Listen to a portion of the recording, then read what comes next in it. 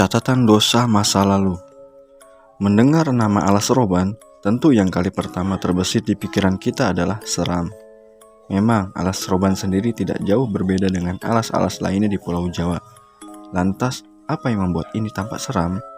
Selain kemunculannya yang pernah ditayangkan di salah satu film horor jadul, ternyata tempat ini sudah bisa dibilang gawat dari ratusan tahun yang lalu. Lebih tepatnya sejak tahun 1808 saat Gubernur Belanda Daendels mulai membangunkan jalan dari Anyer Panarapan.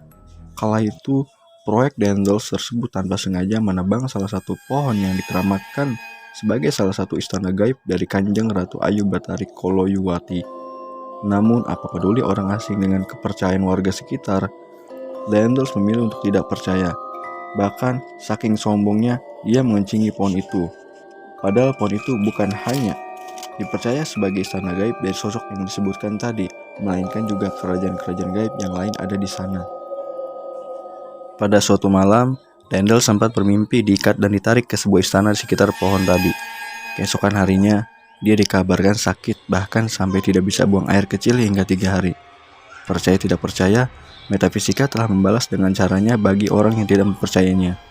Dukun setempat pun dipanggil saat setelah Daendels mencari tahu sebab akibat dari semua kejadian baru-baru ini, termasuk mimpi bertemu sosok komandan dari istana gaib tadi.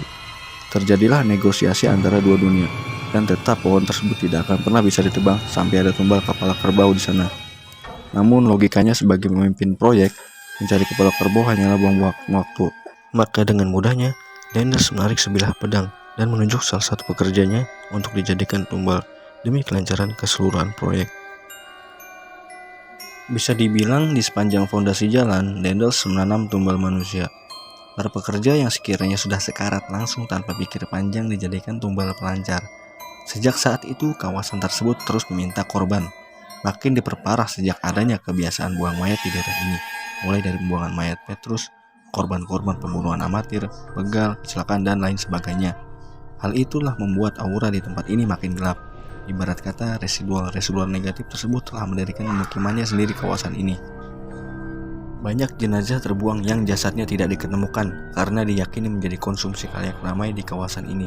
Sebut saja koloni genderuwo, siluman ular, siluman macan hitam, dan yang paling ganas, manusia berkepala anjing yang dikenal paling haus darah. Jadi dengan rentetan catatan dosa di masa lalu yang seperti ini, wajar jika Alas Roban menjadi salah satu tempat misteri yang patut untuk diwaspadai.